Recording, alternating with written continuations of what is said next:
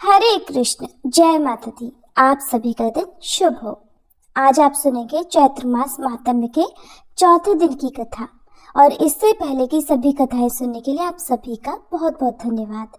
नैमिषारण्य तीर्थ में विराजमान ऋषियों ने श्री सूत जी महाराज से पूछा, मुनिवर, अभी आपके मुखारबिंद से निकल चुका है कि जब सर्वत्र जल ही जल था, उस समय मधु और कैटभ के साथ भगवान विष्णु का युद्ध हुआ। 5000 वर्षों तक उनका युद्ध चलता रहा। अब प्रश्न ये होता है कि अत्यंत पराक्रमी, किसी प्रकार हार न मानने वाला और देवता भी जिन्हें ना जीत सके, ऐसे वे दानव उस एकार्णव जल में उत्पन्न हो ही कैसे गए? हे महाप्राज्ञ, वे दानव क्यों उत्पन्न हुए और किस कारण भगवान ने उनकी जीवन लीला समाप्त कर दी? अब यह बताने की भी कृपा कीजिए। ये प्रसंग बड़ा ही विलक्षण जान पड़ता है।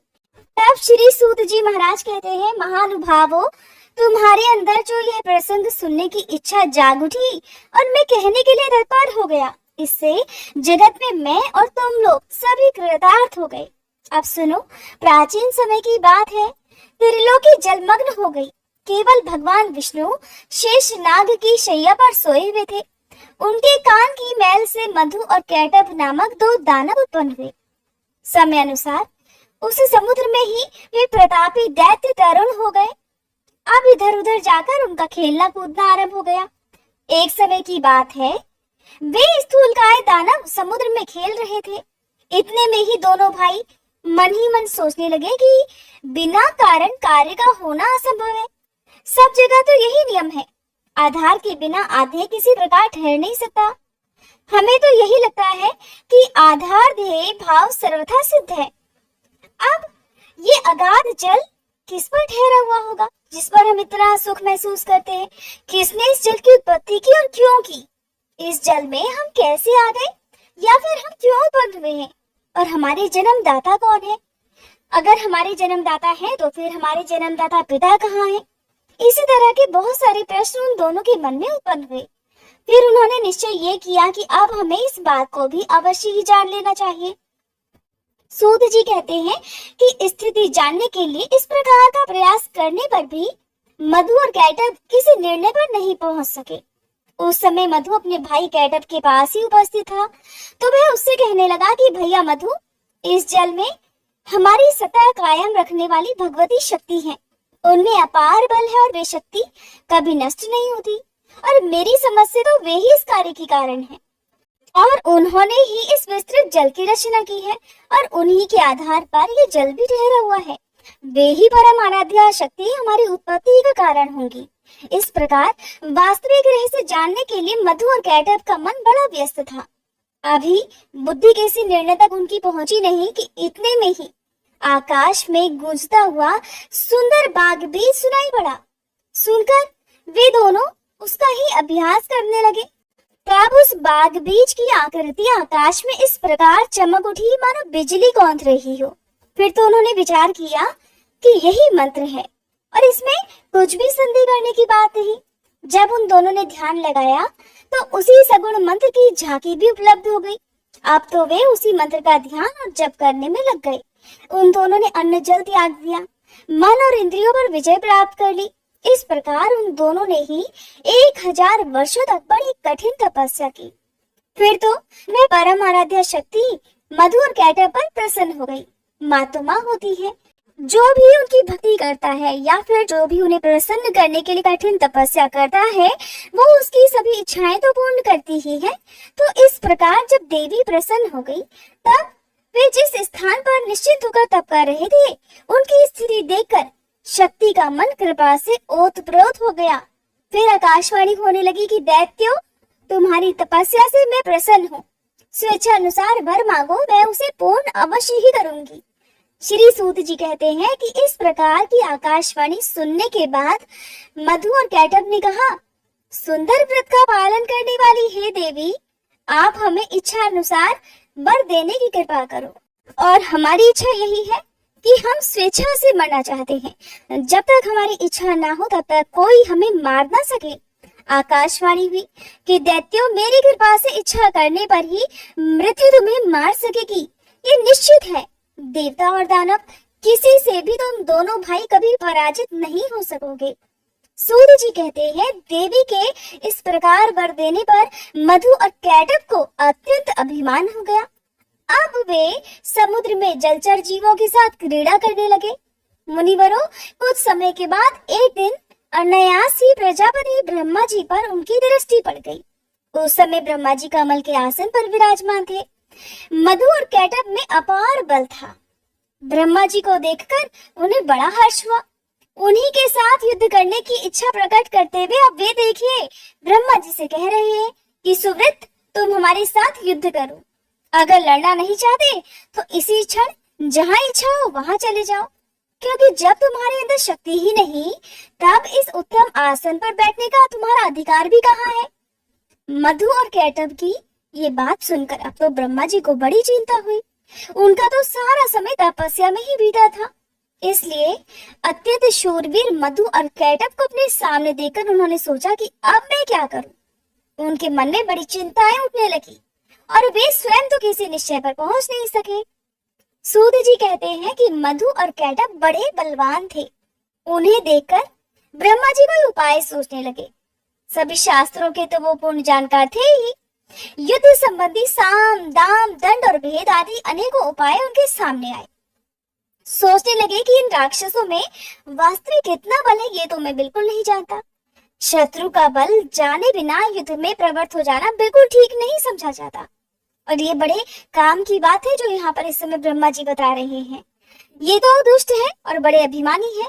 अगर मैं इनसे विनती करूं तो ये तो निश्चित है कि मैंने स्वयं ही अपनी दुर्बलता प्रमाणित कर दी, यानी कि मैंने इनके सामने हार मान ली। फिर निर्बल सिद्ध हो जाने पर इनमें से कोई एक तो मुझे मार ही डालेगा। इस अवसर पर कुछ देकर भी काम चलाना ठीक नहीं लग रहा, और भेद किया जाए तो किस प्रकार करें। इसलिए अब शेष नाग की शैया पर सोए हुए जो भगवान विष्णु हैं, मुझे इन्हें ही जगाना चाहिए, क्योंकि इनकी 4 भुजाएं हैं, असीम बल है और यही अब मेरा दुख दूर कर सकेंगे। इस प्रकार मन ही मन सोचकर ब्रह्मा जी कमल की डंडी पकड़े हुए संतापहारी श्री हरि के पास पहुंचे और उनके शरणापन्न हो गए। उस समय जगत प्रभु श्री विष्णु गहरी निद्रा में सोए हुए थे। अनेक सुंदर शब्दों से संबोधित करके उनकी स्तुति करके ब्रह्मा जी ने उन्हें जगाने के लिए उनकी स्तुति आरंभ कर दी। ब्रह्मा जी के स्तुति करने पर भी भगवान विष्णु की नींद नहीं टूटी। उन पर योग निद्रा का पूरा अधिकार जम चुका था। तब ब्रह्मा जी सोचने लगे, अब तो श्री हरि शक्ति के प्रभाव से पूर्ण प्रभावित होकर खूब गहरी नींद में मगन हो गए हैं, इसलिए ये जाग नहीं सके। अब इस स्थिति में मुझे दुखी देखकर उनका क्या कर्तव्य होता है। अभिमान में चूर रहने वाले ये दानव तो मुझे मारने के लिए मेरे पास ही आ गए हैं। अब मैं क्या करूं? ब्रह्मा जी इस प्रकार बड़ी चिंता में रहे कि मैं कहाँ जाऊं, कोई मेरा रक्षक भी नहीं दिखता। अब ब्रह्मा जी मन ही मन इस तरह सोच रहे थे। बहुत देर सोचा तो उसके बाद एक निर्णय पर वो पहुंचे, एक नतीजे पर वो पहुंचे। तो उन्होंने अपने मन को एकाग्र करके उन्होंने अब उस योग निद्रा की ही स्तुति आरंभ कर दी, जिसके प्रभाव से भगवान विष्णु गहरी निद्रा में लीन थे। उनके मन में ऐसा विचार हुआ कि अब तो केवल भगवती शक्ति ही मेरी रक्षा करने में समर्थ है, जिनके प्रभाव से भगवान विष्णु अचेत से हो गए हैं, हिलडुल तक नहीं सकते। जिस प्रकार मरा हुआ प्राणी शाब्दिक गुणों को समझने में असमर्थ हो जाता है, उसी प्रकार से ठीक वही दशा इस समय भगवान विष्णु की भी हो गई है। नींद से इनकी तो आंखें बंद है और ये कुछ जानते भी नहीं, और इनकी मैंने लगातार इतनी स्तुति की, फिर भी ये निद्रा को दूर नहीं कर सके। अब मैं समझा कि इनके वश में निद्रा नहीं है, किंतु ये ही निद्रा के अधीन होकर रहते हैं। जो जिसके वश में रहता है वही उसका अनुचर है, और ये बात बिल्कुल निश्चित है। इससे ये तो सिद्ध हो गया, ये भगवती योग निद्रा इन लक्ष्मीकांत भगवान विष्णु की भी अधिष्ठात्री है। लक्ष्मी जी भी इन्हीं के अधीन हो गई, क्योंकि पतिदेव विष्णु ही जब अधीन हो गए तब उनकी अलग सत्ता कहाँ रह जाती। इससे तो निश्चित यही होता है कि यह अखिल ब्रह्मांड भगवती योग निद्रा के ही अधीन है। मैं, विष्णु, शंकर, सावित्री, लक्ष्मी और उमा, हम सब इन्हीं योग निद्रा के शासन सूत्र में बंधे हैं। इस विषय में आप सोचने विचारने का तो कोई अवसर भी नहीं रहा। जब साधारण मनुष्यों की तरह स्वयं भगवान विष्णु भी इसके प्रभाव से प्रभावित होकर निद्रा में अचेत से हो गए हैं, तब अन्य महात्मा पुरुषों पर इसका तो अधिकार ही नहीं है या नहीं, ये तो विचार ही नहीं उठ सकता। इसलिए अब मैं हो न हो इन्हीं भगवती योग निद्रा की स्तुति करूंगा, जिनकी कृपा से जगकर भगवान विष्णु युद्ध में मेरी सहायता करने में अवश्य ही तत्पर हो जाएंगे। उस समय ब्रह्मा जी कमल पर विराजमान थे। अपने मन में उपर्युक्त विचार करके भगवान विष्णु के अंगों में शोभा पाने वाली उन भगवती योग निद्रा की वे स्तुति करने लगे। ब्रह्मा जी इस प्रकार बोले, देवी, मैं जान गया तुम निश्चय ही इस जगत की कारण रूपा हो। संपूर्ण वेद वचन इसे प्रमाणित कर रहे हैं और यही कारण है कि चराचर जगत को प्रबुद्ध करने वाले परम पुरुष भगवान विष्णु आज गाढ़ी नींद में मगन है। माते, आप तो समस्त प्राणियों के अंतःकरण में निवास करती हो। हे भगवती, आप सगुण रूप धारण करके अपनी लीला प्रकट करती हो। आपके इस कार्य कौशल को कोई भी नहीं जान पाता।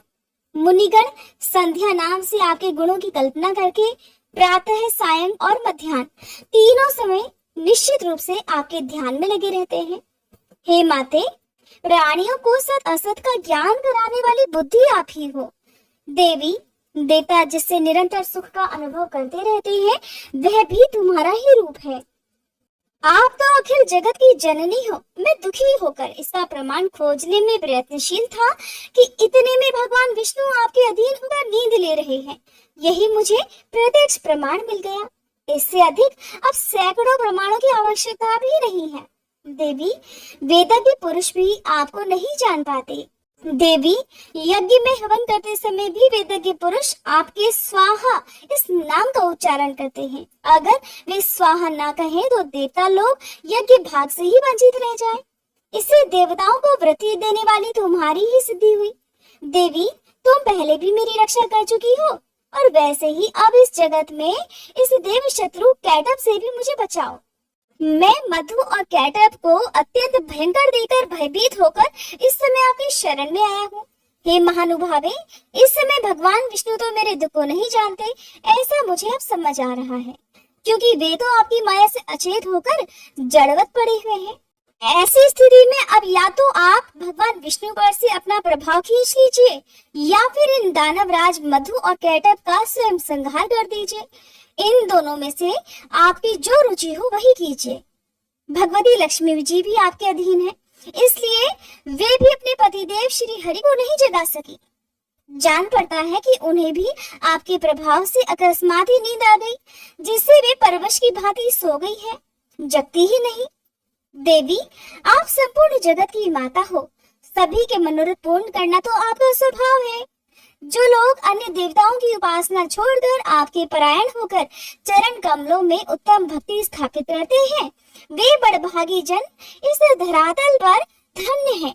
भगवती, घी, कांति, कीर्ति आदि मंगल में वृत्तियां आपके गुण हैं। आप तो दिव्य स्वरूपिणी हो। आपकी शक्ति जो निद्रा है, उसके अधीन होकर वे विष्णु बंदी की तरह असमर्थ से हो गए हैं। आप ही भगवती शक्ति हो। अखिल जगत में आपका ही प्रभाव व्याप्त है।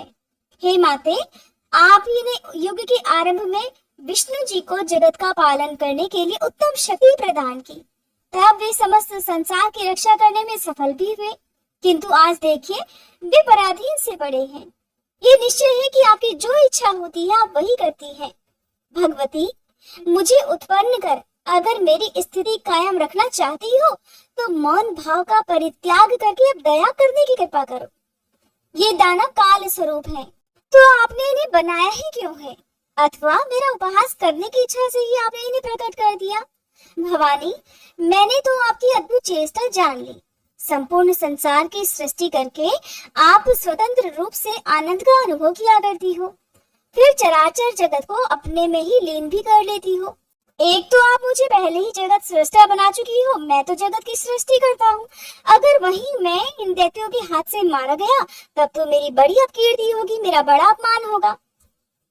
सूत जी कहते हैं कि जब इस प्रकार श्री ब्रह्मा जी ने भगवती जी की स्तुति की, तब तामसी निद्रा देवी भगवान विष्णु के श्री विग्रह से निकलकर बगल में खड़ी हो गई। अब अमृत पराक्रमी भगवान श्री हरि के सभी अंगों से निद्रा देवी का अधिकार भी उठ गया। मधु और कैटब के संहार के लिए ही भगवती योगनिद्रा ने ऐसी कृपा की थी। फिर तो भगवान विष्णु जब अपने शरीर को हिलाने डुलाने लगे तब उनके दर्शन करके ब्रह्मा जी आनंद विभोर हो उठे। साथ ही उन्होंने श्री हरि की परिक्रमा आरंभ कर दी। ऋषियों ने पूछा, हे महाभाग सूत जी, इस कथा प्रसंग को जानकर तो हमें बड़ा ही आश्चर्य हो रहा है, क्योंकि समस्त वेदों और पुराणों ने तो यही निर्णय किया है कि ब्रह्मा, विष्णु और शंकर यही तीनों सनातन देवता हैं। इनसे बढ़कर इस ब्रह्मांड में दूसरा कोई देवता है ही नहीं। और ब्रह्मा जी तो सारे संसार की सृष्टि करते हैं। जगत का संरक्षण भगवान विष्णु के अधीन रहता है। प्रलय के अवसर पर शंकर जी उसका संहार किया करते हैं। इस जगत प्रपंच के यही तीनों देवता कारण हैं। ये वास्तव में एक ही है, किंतु कार्यवश सत्व, रज और तम आदि गुणों को स्वीकार करके ब्रह्मा, विष्णु और शंकर जी के नाम से विख्यात होते हैं। इन तीनों में परम पुरुष भगवान विष्णु सबसे श्रेष्ठ है। ये जगत के स्वामी और आदिदेव कहलाते हैं। उनमें तो सब कुछ करने की क्षमता है। दूसरा कोई भी देवता उन अतुल तेजस्वी श्री विष्णु के समान शक्तिशाली नहीं है। फिर ऐसे सर्वसमर्थ परम प्रभु भगवान श्री विष्णु योग माया के अधीन होकर सो कैसे गए? महाभाग, हमें तो ये महान संदेह हो रहा है। इस मंगलमय प्रसंग को सुनाने की कृपा कीजिए। हे मुनिवर, आप पहले जिसकी चर्चा कर चुके हैं और जिसने परम प्रभु विष्णु पर भी अपना अधिकार जमा लिया, वह कौन सी शक्ति है? कहाँ से उसकी सृष्टि हुई और उनमें इतना पराक्रम कैसे हो गया और उनका क्या परिचय है? ये सब बताने की कृपा करें। जो सबके स्वामी हैं, जगत के गुरु हैं, सबकी आत्मा है, परम आनंद स्वरूप है, जो सबकी सृष्टि करते हैं, सबका संरक्षण करते हैं, रजोगुण से रहित है, सर्वत्र विचर सकते हैं, परम पवित्र परात्पर हैं, ऐसे भगवान विष्णु विवश होकर कैसे नींद में अचेत हो गए? आप में तो अप्रतिम ज्ञान भरा है। इसलिए हे सूत जी महाराज, हमें ये जो महान संदेह हो रहा है, इसे आप अपनी ज्ञानमयी तलवार से काटने की कृपा करें। श्री सूत जी कहते हैं, मुनिवरों, चराचर सहित इस त्रिलोकी में कौन ऐसा है जो इस संदेह को दूर कर सके? ब्रह्मा जी के पुत्र नारद, कपिल आदि दिव्य महापुरुष भी इस प्रश्न का समाधान करने में निरुत्तर हो जाते हैं। इसलिए हे महानुभावों, ये प्रश्न तो बड़ा ही गहन और विचारणीय है। इसके संबंध में मैं भला कह ही क्या सकता हूँ? जिनसे यह इतना विशाल चराचर जगत उत्पन्न हुआ है, उन भगवान विष्णु को ही वेदों में सर्वांतर्यामी और सबका रक्षक बतलाया है। इसलिए वैदिक सिद्धांत को मानने वाले सभी लोग उन परम प्रभु भगवान नारायण के चरणों में मस्तक झुकाकर उन्हीं की उपासना करते हैं। ऐसे ही कुछ लोग शंकर जी के उपासक हैं। महादेव, शंकर, शशि शेखर, शूलपाणी, वृषभध्वज, कपर्दी और गौरी देहार्धधारी आदि नामों से भगवान शिव वेदों में विख्यात हैं। वे सदा कैलाश पर्वत पर रहते हैं। उनमें सारी शक्तियां निहित हैं। भूतगण उन्हें चारों ओर से घेरे रहते हैं। उन्होंने दक्ष का यज्ञ विध्वंस कर दिया था। महानुभावों, इसी प्रकार अनेकों वेदज्ञ पुरुष प्रतिदिन प्रातः, सायं और मध्याह्न काल में तरह तरह के स्तोत्रों का पाठ करके उनके द्वारा सूर्य की उपासना करते हैं। वे मानते हैं कि संपूर्ण वेदों में सूर्य की उपासना को ही उत्तम माना गया है। उन्हीं महाभाग का नाम परमात्मा भी है। वैसे ही कुछ वेदज्ञ पुरुषों का कहना है कि वेदों में सब जगह अग्नि की उपासना की गई है। विद्वान पुरुष ऐसा कहते हैं कि पुराणों ने भी घोषणा की है कि ब्रह्मा जी में सृष्टि करने की शक्ति है और विष्णु जी पालन करने में समर्थ हैं और शंकर जी संहार करने में कुशल हैं। सूर्य जगत को प्रकाश देते हैं। शेष और कच्छा पृथ्वी धारण किए रहते हैं। अग्नि में जलाने की और पवन में हिलाने डुलाने की शक्ति है। और इन सब में जो शक्ति विराजमान है वही आद्या शक्ति है। उसी के प्रभाव से शिव जी भी शिवता को प्राप्त होते हैं। और अगर यही शक्ति उन सबसे अलग हो जाए तो वे अकेले कुछ भी नहीं कर सकते। इसलिए हे मुनिवरों, विवेकी पुरुष संदेह रहित होकर उस शक्ति की ही उपासना करें। संपूर्ण शास्त्रों से यही बात निश्चित होती है। शक्तिहीन पुरुष चेष्टा रहित हो जाता है, ये तो प्रत्यक्ष ही दिखाई पड़ रहा है। इसलिए संपूर्ण जगत में शक्ति को ही सर्वोपरि समझना चाहिए। श्री सूर्य जी कहते हैं, जब जगत गुरु भगवान विष्णु के श्री विग्रह से निद्रा दूर हुई, उनके नेत्र, मुख, नासिका, बाहु, हृदय और वक्ष स्थल सभी अंगों से निकलकर उस तामसी देवी ने मूर्तिमान होकर आकाश में स्थान बना लिया और भगवान बार बार जम्हाई लेते हुए उठकर बैठ गए। तब उन्होंने देखा कि वहीं उनके सामने प्रजापति ब्रह्मा जी भयभीत होकर खड़े हैं।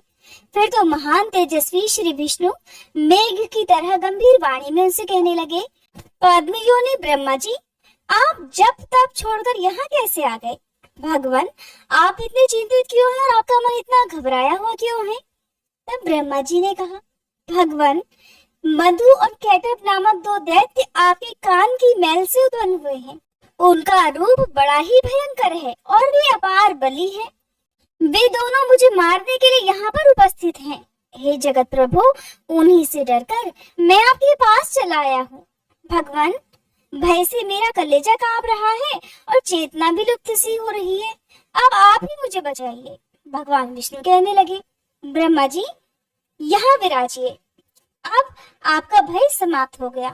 वे मूर्ख तो अपनी आयु खो चुके हैं। अभी युद्ध करने के लिए मेरे पास आएंगे और निश्चय ही मैं उनका वध कर दूंगा। सूत जी कहते हैं, इस प्रकार देवाधिदेव भगवान विष्णु श्री ब्रह्मा जी से कह ही रहे थे कि इतने में ही मतवाले मधु और कैटभ दोनों महाबली दानव ब्रह्मा जी को खोजते हुए वहीं आ पहुंचे। मुनिवरों, सर्वत्र जल ही जल था।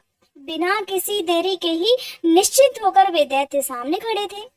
उनके सर्वांग में अहंकार भरा हुआ था और वे आते ही ब्रह्मा जी से कहने लगे, अरे दुष्ट, भागकर इसके पास चलाया, क्या इससे बच सकेगा? युद्ध कर, ये तो देखता ही रहेगा और हम तेरे प्राण हर लेंगे। इसके बाद सर्प के फन पर बैठने वाले हम इसे भी मार डालेंगे। ये तो पहले अभी तू लड़ ले, या लड़ना नहीं चाहता तो मैं तुम्हारा दास हूँ, ऐसा कह दे। श्री सूत जी कहते हैं, मधु और कैटभ की ये बात सुनकर भगवान विष्णु उनसे कहने लगे, दानव श्रेष्ठ, तुम इच्छा अनुसार मुझसे युद्ध कर लो। महाभाग, तुम बड़े बली हो और तुम्हें बहुत अभिमान भी हो गया है। अगर युद्ध करने की इच्छा है तो आ जाओ, आज मैं तुम्हारा अभिमान चूर चूर कर दूंगा। सूत जी कहते हैं, भगवान विष्णु के वचन सुनकर मधु और कैटभ की आंखें क्रोध से लाल हो उठी। वे बिना किसी सहारे के जल में ही खड़े हुए थे, फिर भी श्री हरि से युद्ध करने के लिए तैयार हो गए। मधु क्रोधित होकर तुरंत ही भगवान से युद्ध करने के लिए आगे आ गया था। अभी कैटभ वहीं ही ठहर गया। दो मतवाले पहलवानों की तरह भगवान विष्णु और मधु मल्ल युद्ध करने लगे। मधु के थक जाने पर कैटभ लड़ने लगा, फिर मधु और फिर कैटभ, इस तरह वे बारी बारी से क्रोध में अंते हुए दैत्य शक्तिशाली श्री हरि के साथ बाहुयुद्ध करने में संलग्न हो गए। उस समय श्री ब्रह्मा जी और भगवती शक्ति ये दोनों ही आकाश में खड़े होकर ये सारा दृश्य देख रहे थे। मधु और कैटभ को कुछ भी श्रम नहीं हुआ और उधर भगवान विष्णु थक से गए। जब 5000 वर्षों तक उन दोनों के बीच में युद्ध होता रहा, तब भगवान श्री हरि मधु और कैटभ की मृत्यु के विषय में अब विचार करने लगे। सोचने लगे, अरे मैंने तो 5000 वर्षों तक युद्ध किया, फिर भी इन भयंकर दानवों को बिल्कुल थकान नहीं हुई और मैं थक गया। ये तो बड़े ही आश्चर्य की बात है। मेरा बल और पराक्रम कहाँ चला गया और ये दानव सदा स्वस्थ ही कैसे रह जाते हैं? कौन सा ऐसा कारण इस समय उपस्थित हो गया? आप श्री हरि बड़े चिंतित, कैसे मधु और कैटभ को मारा जाए, बड़े सोच विचार में मगन हो गए। उन्हें इस प्रकार चिंतित देखकर मधु और कैटभ को बड़ा हर्ष हुआ।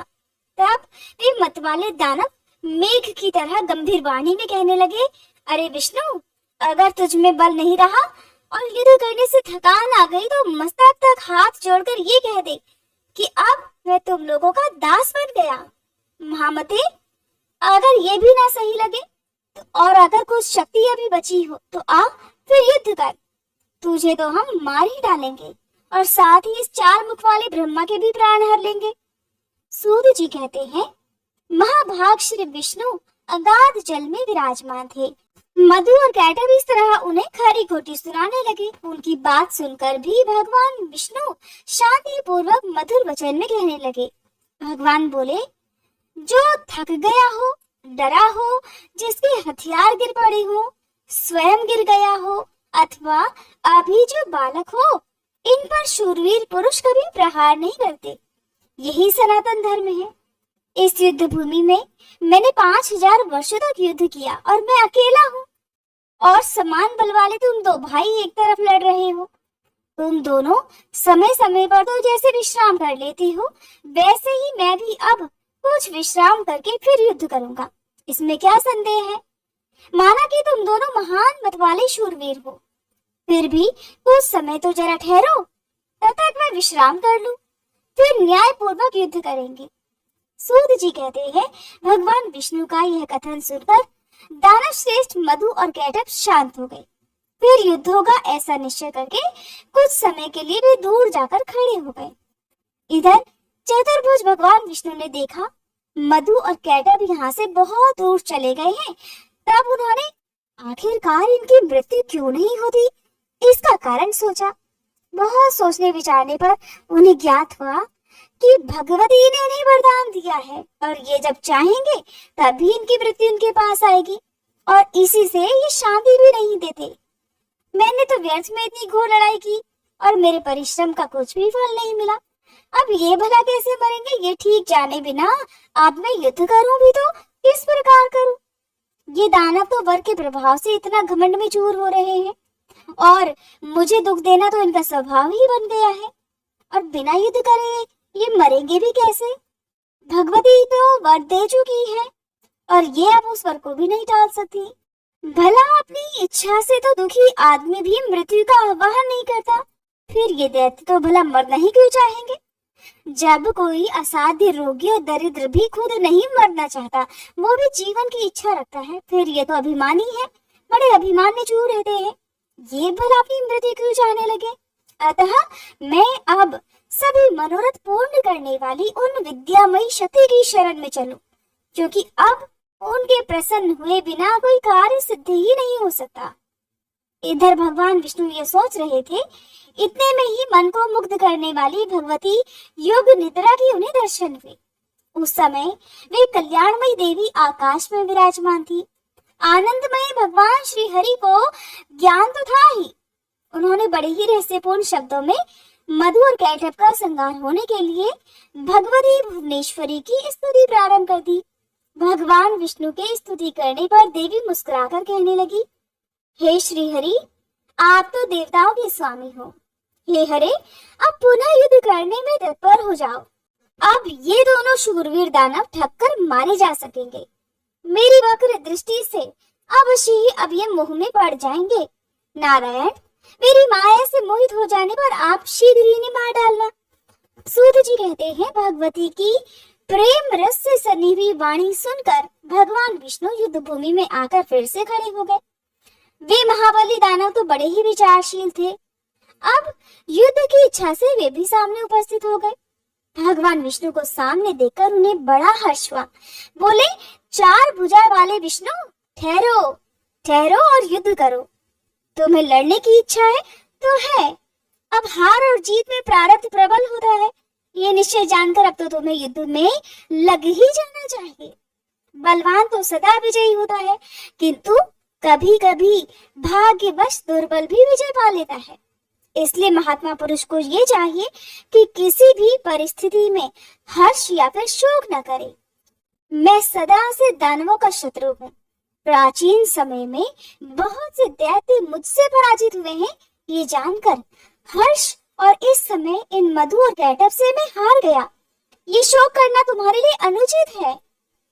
मधु और कैटभ इस प्रकार फिर से श्री हरि पर कटाक्ष छोड़ रहे हैं। जब वे इस तरह खरी खोटी सुना रहे थे, तो इस प्रकार कहकर महाबाहु मधु और कैटभ उनसे युद्ध के लिए मैदान में डट गए। उन्हें देखकर भगवान विष्णु ने बड़े विचित्र ढंग से उन्हें एक घूंसा मारा। बलाभिमानी उन दैत्यों ने भी भगवान पर घूंसों से चोट पहुंचाई। यूं परस्पर घोर युद्ध होने लगा।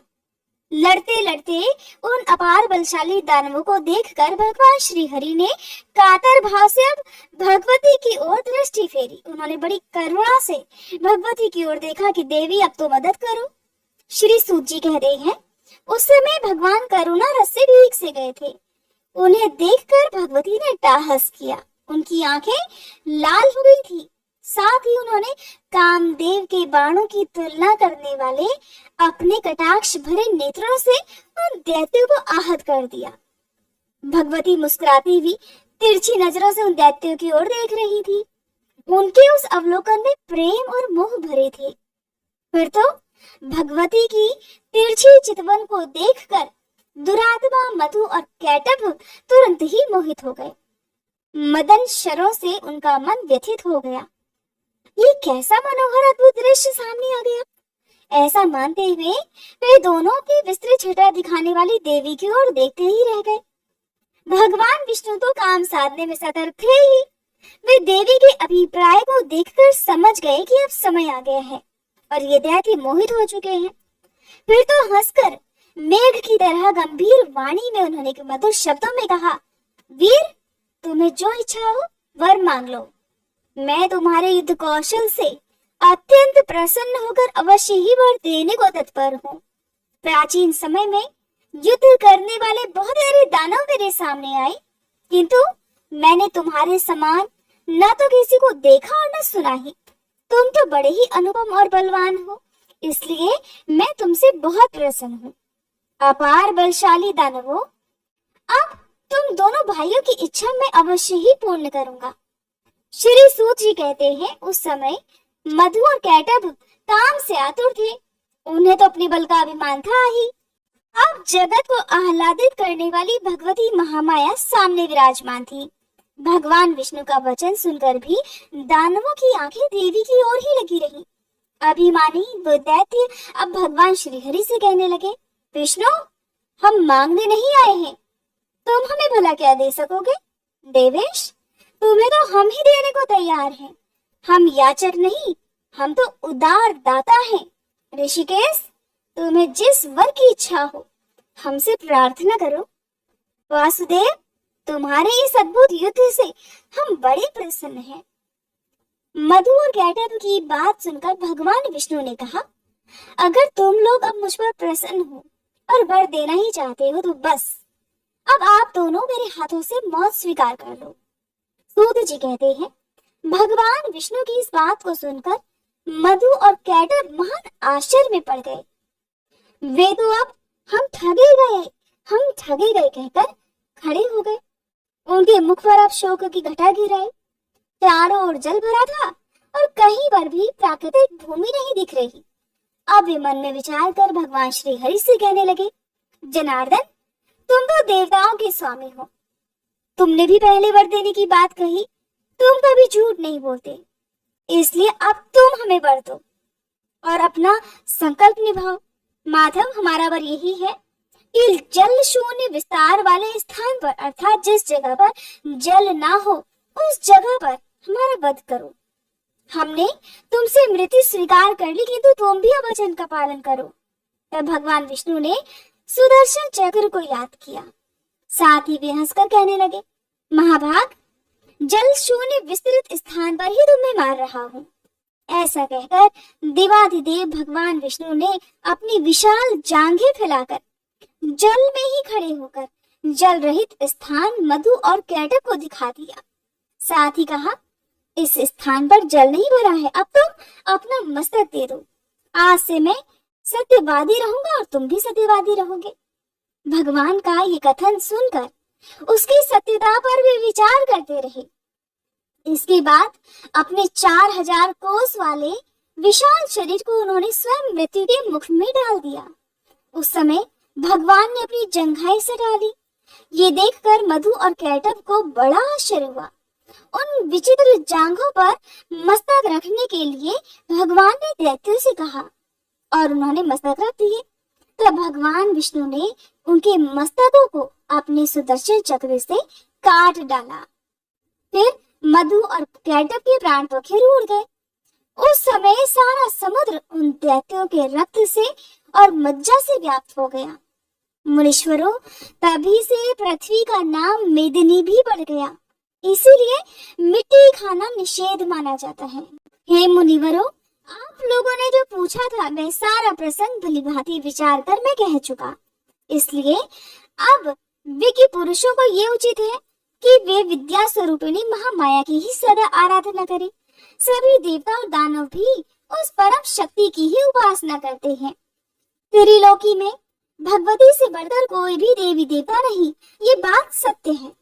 वेद और शास्त्र इसके प्रमाण हैं, इसलिए वे चाहे निर्गुण हो अथवा सगुण हो, उन पराशक्ति की ही उपासना करनी चाहिए। ऋषिगण बोले, सूत जी, आप पहले कह चुके हैं कि व्यास जी बड़े तपस्वी थे। उन्होंने संपूर्ण पावन पुराणों की रचना करके शुकदेव जी को पढ़ा दिया। किस प्रकार की तपस्या करने के प्रभाव से उन्हें शुकदेव जी पुत्र रूप में प्राप्त हुए थे, इस विषय में व्यास जी के मुखारविंद से आपने जो कुछ सुना है वह सब वृतांत विस्तार पूर्वक कहने की कृपा कीजिए। तब श्री सूत जी कहने लगे, शुकदेव जी उच्च कोटि के साक्षात योगी थे। सत्यवती नंदन व्यास जी से जैसे उनका जन्म हुआ वो कहता हूँ, ध्यान पूर्वक सुनो। एक समय की बात है, महाभाग व्यास जी मुझे पुत्र हो ये निश्चित विचार करके मेरुगिरी के रमणीय शिखर पर गए और उन्होंने वहां जाकर कठिन तपस्या आरंभ कर दी। उनके मन में बार बार ये विचार उठता था कि शक्ति की उपासना अवश्य होनी चाहिए। जो शक्ति का पूजन नहीं करता, जगत में उसकी सर्वत्र निंदा होती है।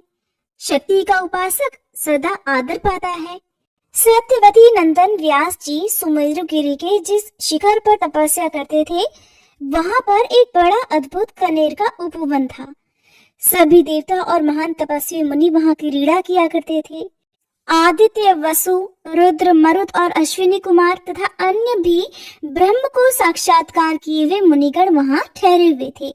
निरंतर वहां पर संगीत ध्वनि होती रहती थी। फिर तो चराचर संपूर्ण जगत में व्यास जी का तेज फैल गया।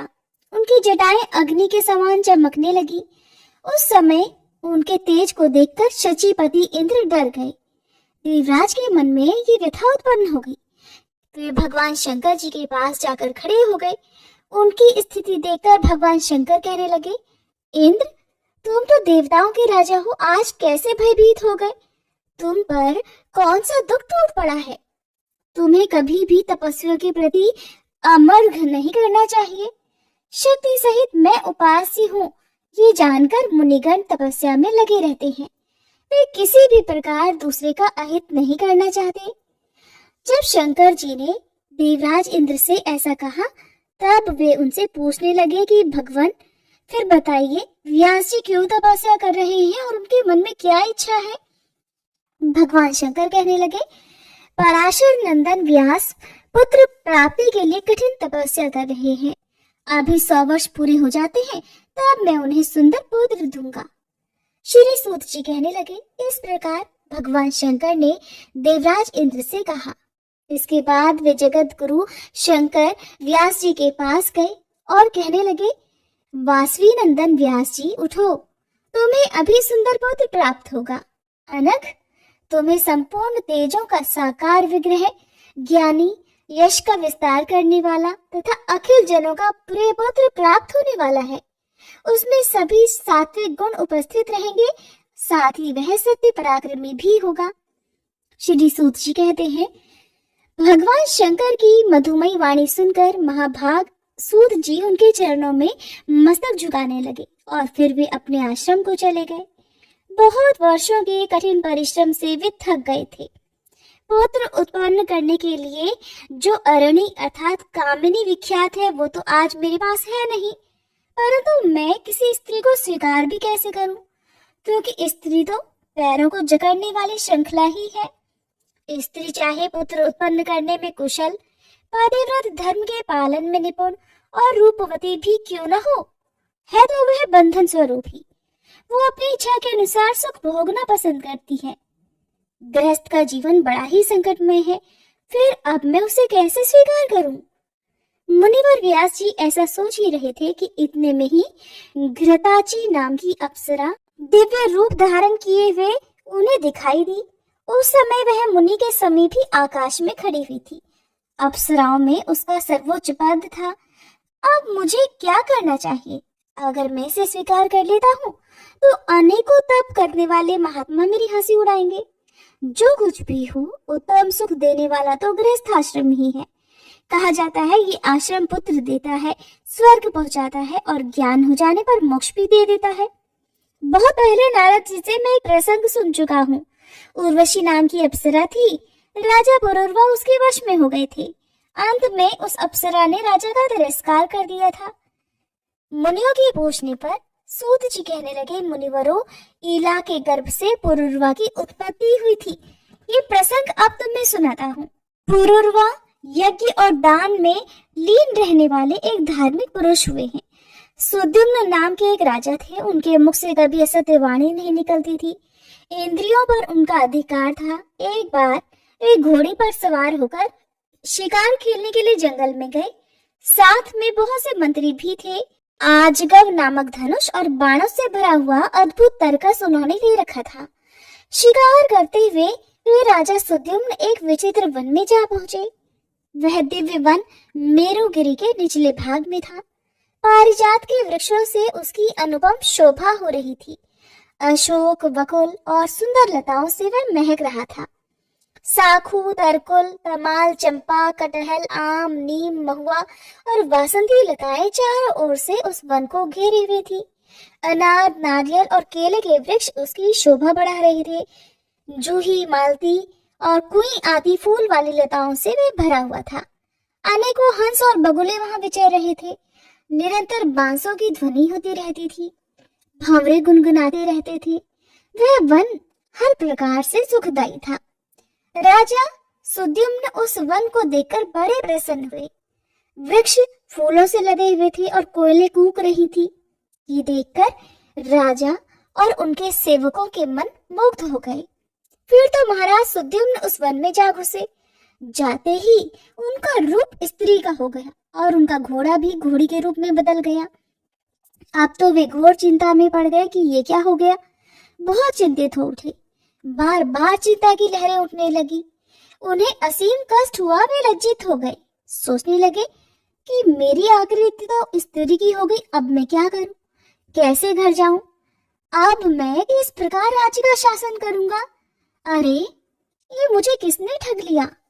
ऋषिगण बोले, हे सूत जी, आपने तो बड़े ही आश्चर्य की बात कही कि राजा सुद्युम्न स्त्री हो गए। उनमें तो देवताओं के समान पराक्रम था, फिर क्यों उन्हें स्त्री हो जाना पड़ा। उस अत्यंत रमणीय वन में राजा ने ऐसा कौन सा कार्य कर दिया जिसके फलस्वरूप उन्हें ये दशा प्राप्त हुई।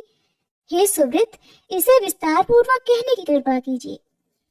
श्री सूत जी कहने लगे कि एक समय की बात है, भगवान शंकर का दर्शन करने के लिए सनक प्रभृति ऋषिगण वहां पधारे थे। उस समय भगवान शिव भगवती उमा के साथ क्रीड़ा में मगन थे।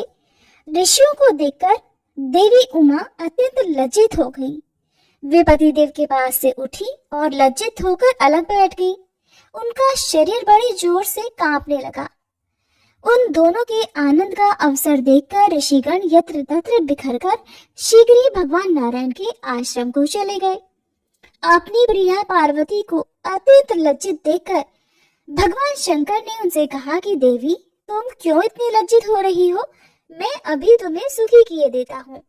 वराना ने, देखो, आज से कोई भी पुरुष मोहवश इस वन में पैर रखेगा तो वह तुरंत ही स्त्री हो जाएगा। इस प्रकार भगवान शंकर ने उस वन को शाप दे दिया। तब से वह वन दोष का खजाना बन गया। जहाँ कहीं के जो लोग इस बात को जानते हैं, वे उस काम वन में कभी भूल कर भी पैर नहीं रखते। महाराज सुद्युम्न इस बात से अनजान थे, इसलिए मंत्रियों सहित वहां चले गए। इसलिए सबके साथ ही उन्हें शाप के अनुसार स्त्रीत्व स्वीकार करना पड़ा, अर्थात स्त्री बन जाना पड़ा। अब उन राजर्षि सुद्युम्न के मन में चिंता के बादल उमड़ पड़े। लज्जा के कारण वे घर ही नहीं जा सके। उस वन से निकलकर बाहर ही इधर उधर भटकने लगे। स्त्री होने के कारण उस समय उनका नाम ईला पड़ गया। वे चारों ओर घूम रहे थे। इतने में ही चंद्रमा के नवयुवक पुत्र बुध से उनकी भेंट हो गई। ईला का रूप बड़ा ही मनोहर था। अनेकों स्त्रियां उसके साथ थीं। महाभाग बुध ने उसे अपनी पत्नी बनाने की इच्छा प्रकट की। ईला के मन में भी बुध को पति बनाने की बात जच गई। फिर तो प्रेम पूर्वक दोनों का परस्पर संबंध हो गया। उसी इला के गर्भ से बुध ने पुरुरवा नामक पुत्र उत्पन्न किया। उस सुंदरी स्त्री इला ने फिर वन में रहकर पुत्र तो उत्पन्न कर दिया, किंतु उसके मन में चिंता की लहरें उठती ही रही। वहीं उसने अपने कुल के आचार्य मुनिवर वशिष्ठ जी को याद किया। वशिष्ठ जी बड़े दयालु थे। उन्होंने सुद्युम्न की दशा देखकर जगत के कल्याण करने वाले देवाधिदेव भगवान शंकर की स्तुति की। भगवान शंकर मुनिवर पर प्रसन्न हो गए। वशिष्ठ जी ने अपने प्रियपात्र राजा के पुनः पुरुष होने की प्रार्थना की। तब अपनी बात भी सत्य रहे ये सोचकर भगवान शंकर ने वशिष्ठ जी से कहा कि राजा 1 मास पुरुष रहेगा और 1 मास तो इसे स्त्री रूप में ही रहना पड़ेगा। इस प्रकार वर पाकर धर्मात्मा सुद्युम्न फिर से वापस अपने घर चले आए। वशिष्ठ जी की कृपा से उन्होंने राज्य की व्यवस्था आरंभ कर दी। जब वे स्त्री हो जाते उस समय महल में रहते थे और पुरुष रहते समय उनके द्वारा राज्य का अनुशासन होता था। उस समय प्रजामंडल में अशांति फैल गई। ऐसे राजा उन्हें अप्रिय से जान पड़ते थे, जो कभी शासन करते कभी महल में रहा करते। समय आने पर पुरुरवा की युवा अवस्था हो गई। अब राजा सुद्युम्न उन्हें राजगद्दी पर बैठाकर खुद वन को चले गए। अनेक वृक्षों से संपन्न उस सुंदर वन में जाकर उन्होंने मुनिवर नारद जी से उत्तम नवाक्षर मंत्र की दीक्षा ग्रहण की और अत्यंत प्रेम पूर्वक उस मंत्र का जप आरंभ कर दिया। फिर तो सबका उद्धार करने वाली गुणमयी भगवती योग माया राजा पर प्रसन्न हो गई। सिंह पर बैठकर वे राजा के सामने प्रकट हुई। उनका दिव्य रूप बड़ा ही मनोहर था। दिव्य रूप धारण करने वाली उन देवी के दर्शन पाकर स्त्री बने हुए राजा सुद्युम्न की आंखें आनंद से खिल उठी। उन्होंने बड़ी प्रसन्नता के साथ सिर झुकाकर भगवती जगदम्बिका को प्रणाम किया और उनकी स्तुति आरंभ कर दी। ईला ने कहा, हे भगवती, मैंने आपके सुप्रसिद्ध दिव्य रूप की झांकी पा ली। इस रूप से अखिल जगत का कल्याण हो जाता है। माता, देवगण जिसकी उपासना करते हैं तथा मुक्ति देना और मनोरथ पूर्ण करना जिसका स्वभाव ही है, उस आपके चरण कमलों में मैं मस्तक झुकाती हूँ। जगदम्बिके, जब देवता और मुनिगण ये सब भी आपके स्वरूप के संबंध में सम्यक प्रकार से निर्णय नहीं कर पाते, तब पृथ्वी पर रहने वाला साधारण मनुष्य भला उसे कैसे जान सकता है? हे दयामयी, आपकी दयापूर्ण दृष्टि पड़ने पर ही आपके संपूर्ण प्रभाव समझ में आते हैं। देवी, आपके वैभव को देखकर मुझे बड़ा आश्चर्य हो रहा है। जब ब्रह्मा, विष्णु, महेश, इंद्र, सूर्य, चंद्रमा, अग्नि, वरुण, पवन, कुबेर तथा वसुगण तक आपके संपूर्ण गुणों से अपरिचित हैं, तब गुणहीन मनुष्य क्यों कर उन्हें समझ सकता है? माते, भगवान विष्णु महान तेजस्वी हैं, तब भी संपूर्ण संपत्ति प्रदान करने वाला लक्ष्मी जी के रूप में आपका जो सात्विक स्वरूप है उसे ही वे जानते हैं। ब्रह्मा जी आपके राजस रूप से और शंकर जी तामस रूप से परिचित हैं। कहा तो मैं प्रचंड मूर्ख और कहा आपका ये अद्भुत प्रभावशाली परम प्रसाद मेरे लिए ये कितना संभव है। हे भवानी, आपका कृपापूर्ण चरित्र समझ में आ गया। अनन्य भक्ति से उपासना करने वाले सेवकों पर दया करना आपका स्वभाव ही है। जब आपने लक्ष्मी रूप से विराजमान होकर इनसे संबंध स्थापित किया, तभी से ये श्री विष्णु मधु दैत्य को मारने में समर्थ हुए। फिर भी ये प्रसन्नता पूर्वक आपसे विवाह नहीं कर पाते, अपितु चरण दबवाते हैं। इसका रहस्य तो ये है कि आपका हाथ अग्नि के समान तेजस्वी है। उससे स्पर्श कराकर वे अपने पैरों को पवित्र बनवाते हैं ताकि पृथ्वी का भार संभाल सके।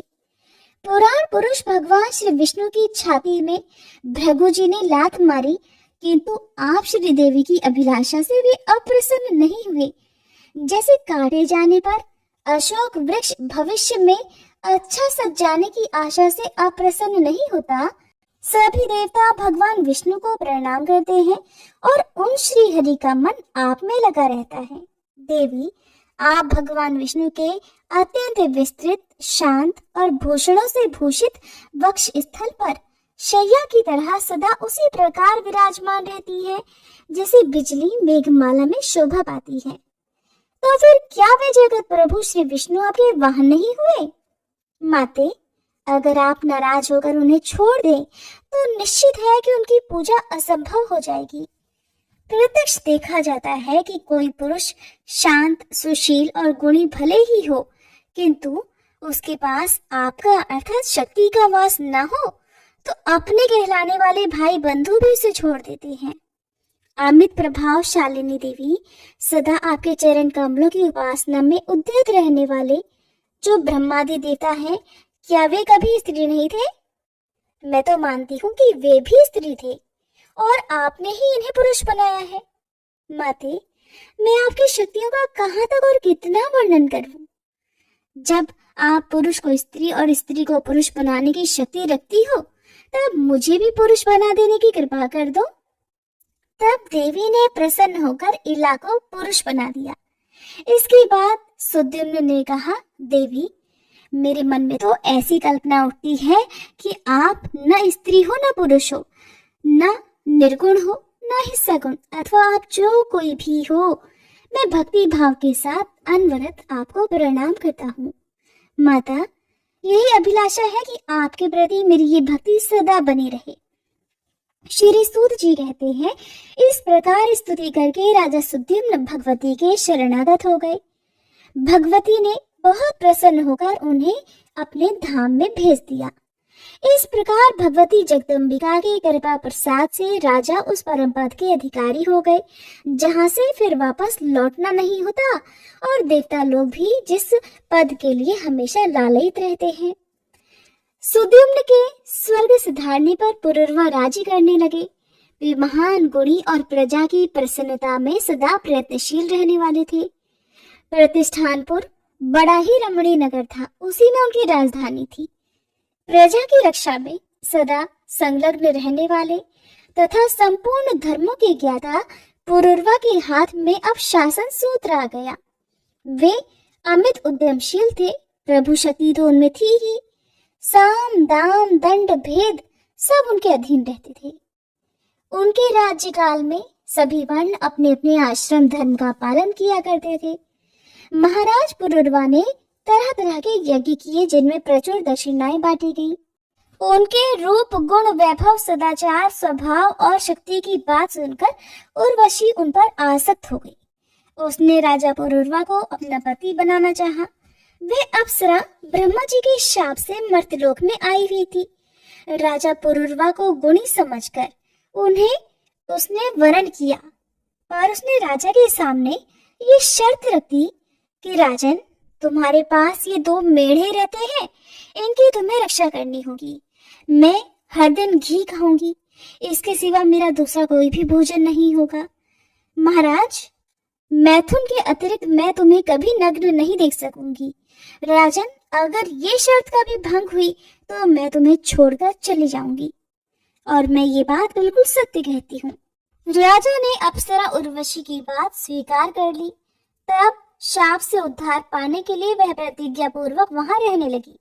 उस समय राजा की बुद्धि और मन का एकमात्र विषय उर्वशी ही बन गई थी। वे उस पर इतने आसक्त हो गए थे कि उसके बिना क्षण भर भी रहना उनके लिए असंभव हो गया। इस प्रकार कई वर्ष बीत गए। देवराज इंद्र स्वर्ग में थे। उन्होंने उर्वशी को वहां नहीं देखा। तब वे गंधर्वों से कहने लगे कि गंधर्वों, तुम सब लोग उर्वशी को यहाँ लाने का प्रयास करो।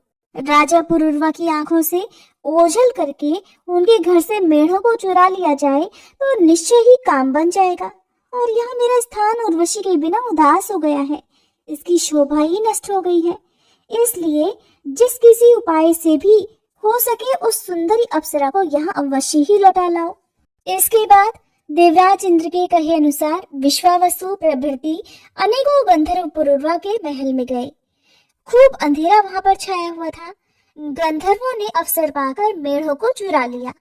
वे जब उन्हें लेकर आकाश मार्ग से चले तब मेढ़े चिल्लाने लगे। उर्वशी उन मेढ़ों को पुत्र के समान मानती थी। उनकी चिल्लाहट सुनकर वह क्रोधित हो गई। साथ ही उसने राजा से कहा कि इन मेढ़ों को सुरक्षित रखने की तुमने तो प्रतिज्ञा की थी, किंतु राजन, आज तुम्हारे विश्वास में आकर मैं नष्ट हो गई। ये मेढ़े मुझे अपने पुत्र के समान ही प्यारे थे, इन्हें चोरों ने चुरा लिया और अब तुम स्त्री के समान आंखें मूंदे पड़े हो। तुम नपुंसक हो, केवल अपने मन में ही वीर बने रहते हो। और तुम जैसे पति के साथ रहकर मैं तो चौपट हो गई। अरे, ये दोनों मेढ़े मुझे प्राणों के समान प्रिय थे, किंतु आज ये मेरी आंखों से ओझल हो गए। इस प्रकार उर्वशी विलाप करने लगी। उसे उदास देखकर अपनी सुध-बुध खोए हुए राजा पुरुरवा निर्वस्त्र ही नंगे पैर चोरों के पीछे दौड़ पड़े। ठीक उसी समय राजभवन के सामने ही गंधर्वों की प्रेरणा से बिजली चमक उठी। राजा जाने की उतावली में थे और अप्सरा ने उन्हें निर्वस्त्र ही देख लिया। फिर तो सभी गंधर्व रास्ते में ही मेढ़ों को छोड़कर भाग गए। राजा ने उन मेढ़ों को पकड़ लिया और वे थके मांदे अपने भवन पर लौट आए। उस समय उन्हें उर्वशी दिखाई नहीं पड़ी। तब पुरुरवा अत्यंत दुखी होकर विलाप करने लगे, परंतु वह सुंदरी स्त्री उर्वशी तो पति को नग्न देखकर कभी की जा चुकी थी।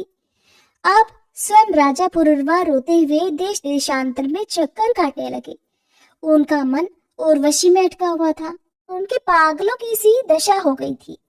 वे सारी धरती पर घूमते रहे। उन्हें कुरुक्षेत्र में उर्वशा दिखाई पड़ी तो उसे देखकर महाराज पुरुरवा का सर्वांग पुलकित हो गया। फिर मीठी वाणी में वे कहने लगे, अरे सुंदरी, ठहरो, मेरा मन तो तुम में लगा हुआ है। मैं तुम्हारे अधीन होकर रहता हूँ। मैंने तो कोई अपराध भी नहीं किया। फिर मुझ पति को इस घोर संकट में छोड़ना तुम्हारे लिए कहाँ तक उचित है? देवी, वही ये तुम्हारा प्रिय देह है, तुम्हारे दूर होने पर अभी नष्ट हो रहा है। सुंदरी, अगर तुमने इसका परित्याग कर दिया तो इसे सियार और कौवे खा जाएंगे, अर्थात मैं जी नहीं सकूंगा। इस प्रकार राजा पुरुरवा दुखी होकर विलाप कर रहे थे। बड़ी दयनीय दशा हो गई थी। वे थक गए थे, अत्यंत विवश हो गए थे। तब उर्वशी ने उनसे कहा, महाराज, तुम बड़े मूर्ख हो, तुम्हारी बुद्धि कहाँ कुंठित हो गई? तुम घर जाओ, वहां का ही आनंद भोगो। मन में यह दुख करना व्यर्थ है। इस तरह समझाने पर भी महान मोह में डूबे हुए पुरुरवा को ज्ञान नहीं हो सका। वे दुख के उमड़े सागर में गोता खाते रहे। श्री सूत जी कहते हैं, हे मुनियों, इस प्रकार ये कथा मैंने कह दी। उर्वशी का प्रसंग तो बहुत बड़ा है, मैं तो इसे थोड़े में ही कह गया। जय माता दी। आज का अध्याय समाप्त हुआ। उम्मीद है ये वीडियो आपको पसंद आई होगी। तो आइए दोस्तों, अब हम सीता नितनेम की कहानी सुनते हैं, जिसे सीता माता कहती थी और प्रभु श्री राम सुना करते थे। एक दिन श्री राम भगवान को किसी काम के लिए बाहर जाना पड़ा, तो सीता माता कहने लगी कि भगवान, मेरा तो 12 वर्ष का नितनेम है। अब आप बाहर जाएंगे तो मैं अपनी कहानी किसे सुनाऊंगी? तब श्री राम ने कहा कि सीते, आप कुएं की पाल पर जाकर बैठ जाना और वहाँ पर जो भी औरतें पानी भरने आएंगी उन्हें अपनी कहानी सुना दिया करना। सीता माता कुएं की पाल पर जाकर बैठ गई।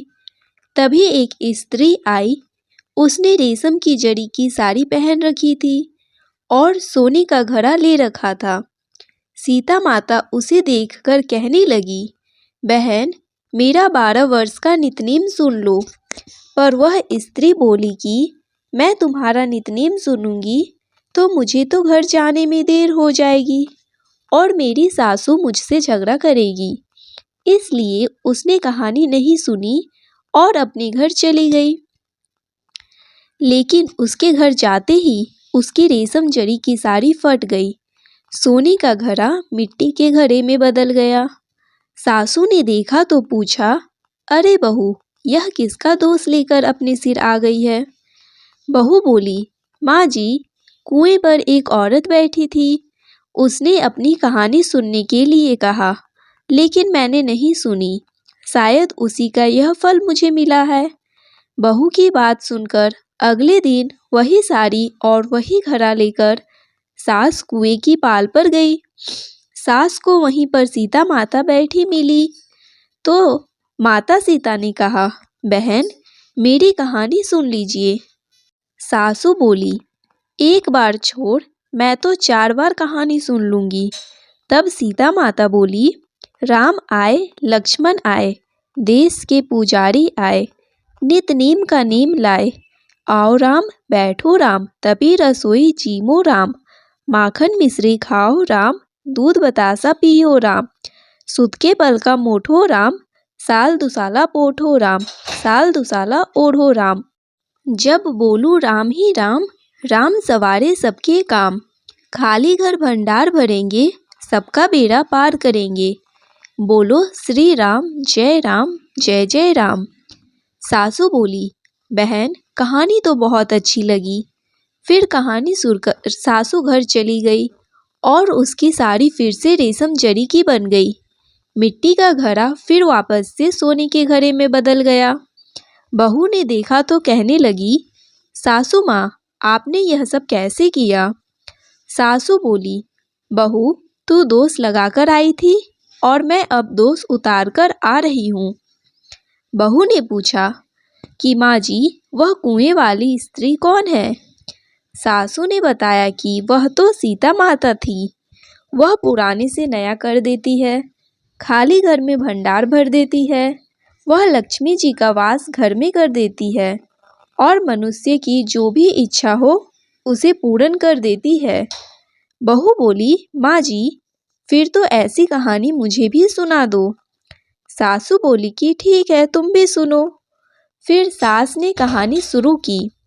राम आए, लक्ष्मण आए, देश के पुजारी आए, नित नीम का नीम लाए। आओ राम, बैठो राम, तभी रसोई जीमो राम। माखन मिश्री खाओ राम, दूध बतासा पियो राम। सुत के पल का मोठो राम, साल दुसाला पोठो राम, साल दुसाला ओढ़ो राम। जब बोलू राम ही राम, राम सवारे सबके काम। खाली घर भंडार भरेंगे, सबका बेड़ा पार करेंगे। बोलो श्री राम जय राम, जय जय राम। कहानी सुनकर बहू बोली, माँ जी कहानी तो बहुत अच्छी है। सासू ने कहा, ठीक है, अब से हम इस कहानी को रोज किया करेंगे। अब सास बहू रोज सवेरे उठती, नहाती धोती और पूजा करने के बाद नितनेम की सीता माता की कहानी कहती। एक दिन की बात है, उनके यहाँ पड़ोस की एक औरत आई और बोली कि बहन जरा सी आँच तो देना। तो वह बहू बोली कि आँच तो अभी हमने जलाई नहीं है। पड़ोसन बोली, तो फिर तुम सुबह 4 बजे से उठकर क्या कर रही हो?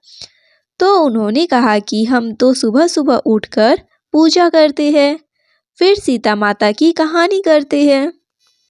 पड़ोसन ने उनकी बात सुनकर फिर कहा कि सीता माता की कहानी कहने से तुम्हें क्या मिला? तब वे दोनों बोली कि सीता माता की कहानी कहने से घर में भंडार भर जाते हैं, सारे काम पूर्ण हो जाते हैं, मन की इच्छा भी पूरी होती है। पड़ोसन ने कहा, बहन अगर ऐसा है तब तो फिर मुझे भी कहानी सुना दो। तब बहू बोली कि ठीक है, तुम भी यह कहानी सुन लो। राम आए, लक्ष्मण आए, देश के पुजारी आए, नित नीम का नीम लाए। आओ राम, बैठो राम, तभी रसोई जीमो राम।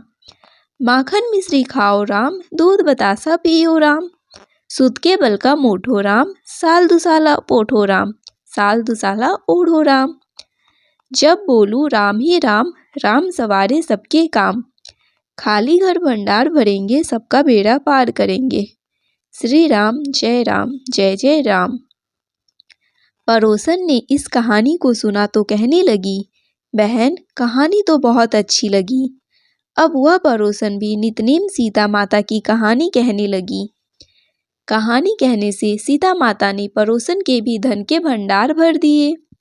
देखते ही देखते अब तो पूरे मोहल्ले में नितनेम की कथा चल पड़ी और हर किसी की मनोकामना पूर्ण होने लगी।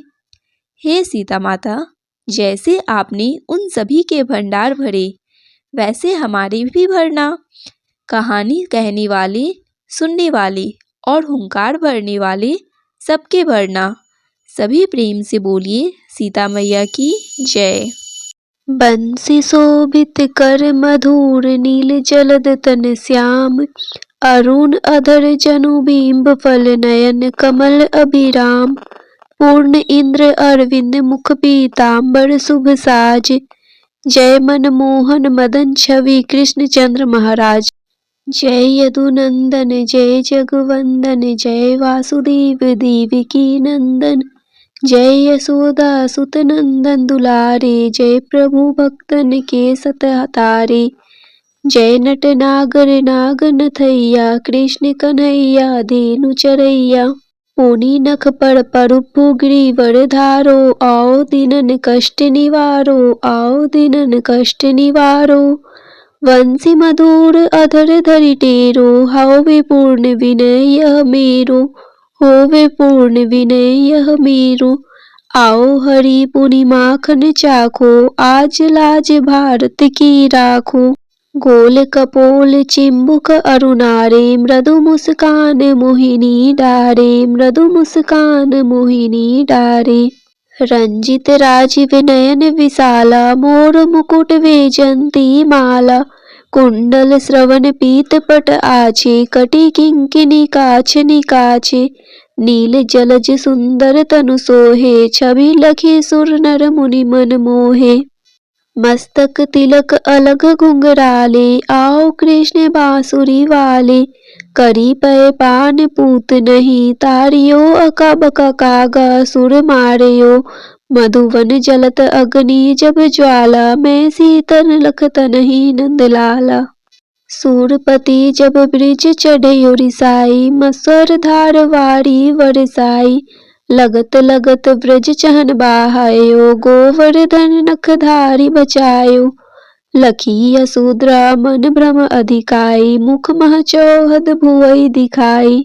दुष्ट कंस अति उद्यम मचायो कोटि कमल जब फूल मंगायो। नाथि कालहिनी तुम तिलीनः चरण चिन्ह दे निर्भय किन्हे। करी गोपीन संग रास विलासा सबकी पूरन करी अभिलाषा। कीतिक महा असुर संहारयो कंस ही केस पकड़ी दे मारयो। मात पिता की बंदई छुड़ाई उग्रसेन कह राज दिलाई। वहीं से मृतक छयो सुत लायो मातु देव की शोक मिटायो। भौमासुर मुर दैत्य संहारी लाए षट दस सहस कुमारी। देवी मही तृण चीर संहारा जरा सिंधु राक्षस कह मारा। असुर बकासुर आर्दिक मारियो भक्तन के तब कष्ट निवारियो। दीन सुदामा के दुख डारियो तंदुल तीन मुठ मुख डारियो। प्रेम के साग बिंदुर घर मांगे दुर्योधन के मेवा त्यागे। लखी प्रेम की महिमा भारी ऐसे श्याम दिन हितकारी। भारत के पारथ रथ हाके लिए चक्र कर नहीं बल थाके। निज गीता के ज्ञान सुनाए भक्तन हृदय सुधा बरसाए।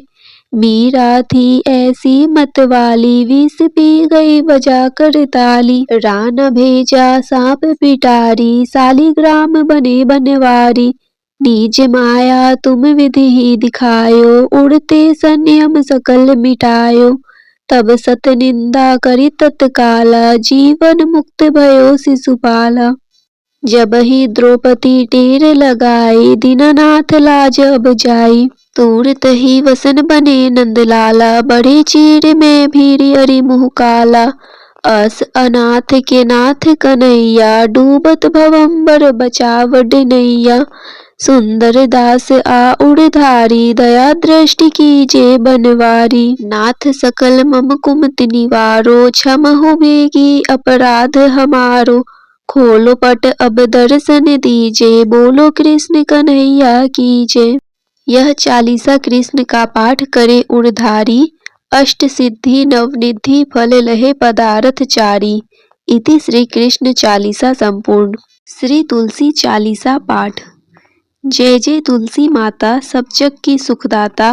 विष्णु प्रिय भवानी पूजत हरि हर ज्ञानी। नमो नमो तुलसी महारानी नमो नमो तुलसी महारानी। पाप नाशिनी पुण्य प्रदानी सब जग की हो सुखदानी, नमो नमो तुलसी महारानी। सब जग की हो सुखदानी, सब जग की हो सुखदानी। जय तुलसी जग की सुखदानी, जय तुलसी जग की सुखदानी। पाप नाशिनी पुण्य प्रदानी, सब जग की हो सुखदानी। पाप नाशिनी पुण्य प्रदानी, सब जग की हो सुखदानी, सब जग की हो सुखदानी। नर नारी जो तुलसी ध्यावे, सब सुख संपत्ति पूर्ण पावे। लक्ष्मी रूप धरो तुम माता, विष्णु प्रिय भव भव दाता। घर में तुलसी रहे निरंतर, होए न दरिद्रता का अंतर। कृपा दृष्टि जब तुम कर देवी, सब विपदा पल में हर लेती। तुलसी पूजन जो नर नारी, करे सदा सुख संपत्ति भारी। कष्ट न आवे रोग न बाधा, सदा रहे सुख सौख्य साधा। तुलसी माता की महिमा न्यारी, महिमा गावे वेद पुरानी। राम नाम को करे प्रचार, भक्तन को दे भव से पार। जो कोई तुलसी चालीसा गावे, भक्ति भाव से शीस नवावे। उसके घर सुख शांति आवे, कृपा तुम्हारी सदा लहावे। तुलसी माता की सदा करो वंदना, शीस नवाए। तुलसी माता की सदा करो वंदना, शीस नवाए। कृपा दृष्टि मुझ पर रहे, संकट दूर भगाए। कृपा दृष्टि मुझ पर रहे, संकट दूर भगाए।